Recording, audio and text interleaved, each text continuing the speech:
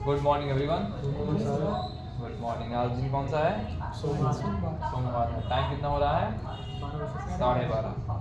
ठीक, ब्रीफिंग का टाइम हो गया। तो सबसे पहले हम दिन की शुरुआत कैसे करते हैं? दिन की शुरुआत अच्छे काम से करते हैं। अपने दिन की शुरुआत साफ सफाई से होती है, डस्टिंग से होती है। डस्टिंग से लेके क्लीनिंग से लेके सारी चीज़ें, स्टोर का रख रखाव, स्टोर पर डिस्प्ले। जैसे कि आज मंडे है, तो मंडे अपना पीपीटी का काम था, तो हमने डिस्प्ले प्रॉपर कर लिया, मनी पेन चेंज कर लिए। सबसे पहले हम स्टोर में आते हैं तो अपनी साफ़ सफाई, स्टोर की साफ़ सफाई देखते हैं। फिर उसके बाद हम अपनी साफ़ सफाई देखते हैं, हमारी ग्रूमिंग कैसी है, हमारे दांत पीले तो नहीं है, हमारे नाखून बड़े तो नहीं हैं, बाल खड़े तो नहीं हैं, यूनिफॉर्म गंदी तो नहीं है। जब हमारी ग्रूमिंग प्रॉपर रहेगी तब ना हम कस्टमर को प्रॉपर सर्विस दे पाएंगे। हम मैले कुचैले कपड़े पहने रहेंगे, बाल खड़ा कर ले हनी सिंह बने रहोगे लोग हैं, कपड़ा गंदा करके मंगरू बने रहोगे, कैसे काम चलेगा? कस्टमर तुम लोग से बिछटेगा, हेजिटेट होगा, यही ना।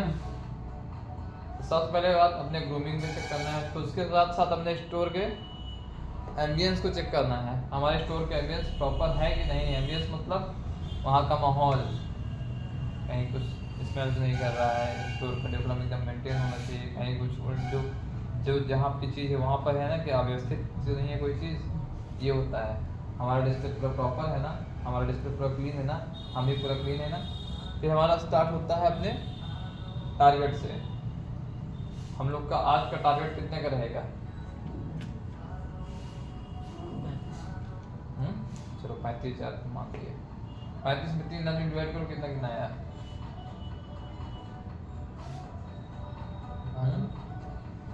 मोटा मोटी 12 मानो, मोटा मोटी 12। एक आदमी किस्से में आया तो 12,000 नहीं बेच पाओगे। देखो बाई वन गेट वन का ऑफर भी आ गया है।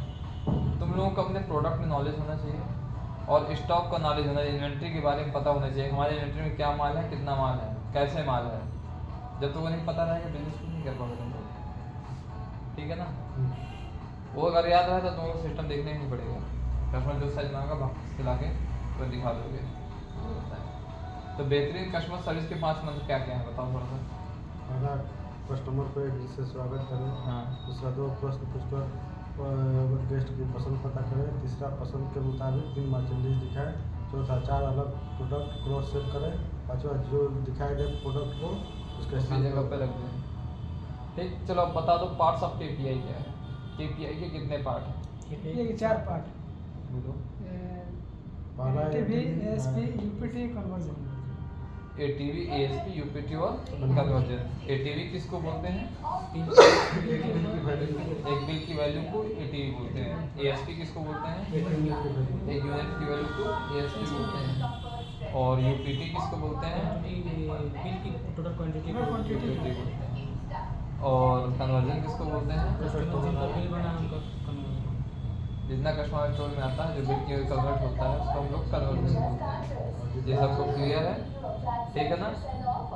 इनका सबका फार्मूला सबको पता है? पता है फार्मूला? जिसको नहीं पता है वो अच्छे से याद कर लेगा, ठीक है। स्टोर के 5 मंथ हो गए और केपीआई हो गया। कौन सा केपीआई कहाँ पे काम आता है वो हो गया। चलो के क्या कहते हैं, केपीआई है क्या? केपीआई सेल्स का पैरामीटर। स्टोर और सेल्समैन का पैरामीटर होता है केपीआई, ठीक है। और एसओपी क्या है? एसओपी स्टैंडर्ड ऑपरेशन प्रोसीजर, मानव संचालन प्रणाली। स्टोर को चलाने के लिए एसओपी होता है। एसओपी में तुम्हारा डिस्प्ले आता है, तुम्हारी ग्रूमिंग आ जाती है, तुम्हारा अटायर आ जाता है, तुम्हारी साफ़ सफाई होता है, स्टोर को खुलने का टाइम, बंद होने का टाइम। मैंने एसओपी में सारी चीज़ें आ जाती हैं। ये सारी चीज़ें एसओपी प्लीज नहीं होनी चाहिए। हमारी कंपनी की एसओपी क्या बोलती है? प्रॉपर यूनिफॉर्म में रहना है, अपनी ग्रूमिंग प्रॉपर रखना है, कस्टमर को बेहतर से बेहतर सर्विस देना है, कंपनी के जो भी रूल्स ऑफ रेगुलेशन है सारे फॉलो करने हैं। स्टोर के फ्लोर एरिया में फ़ोन का यूज़ नहीं करना है। यही चीज़ें हमारी एसओपी में। हमारी एसओपी ये भी कही है, स्टोर को गंदा करके रखना है, फ्लोर एरिया में मोबाइल का यूज़ करना है, या फिर हमको स्टोर पे विदाउट यूनिफॉर्म रहना है या फिर विदाउट शूज़ के रहना है, हमेशा शूज़ पे रहना है। बनिया की दुकान पे तो नहीं भैया, बनी गंजी पहन के दाल चावल खोलने लगे। हम लोग एक बड़े प्लेटफॉर्म में काम कर रहे हैं, ठीक है ना। रिटेल कोई छोटा प्लेटफॉर्म नहीं है, रिटेल बहुत बड़ा प्लेटफॉर्म है और रिटेल की कोई सीमा नहीं होती, ये चीज़ सबको पता होना चाहिए। रिटेल की कोई सीमा नहीं होती है। क्या तुम्हारी सैलरी हर महीने 10,000 बनती है? रिटेल में सैलरी फ्लेक्सिबल होती है।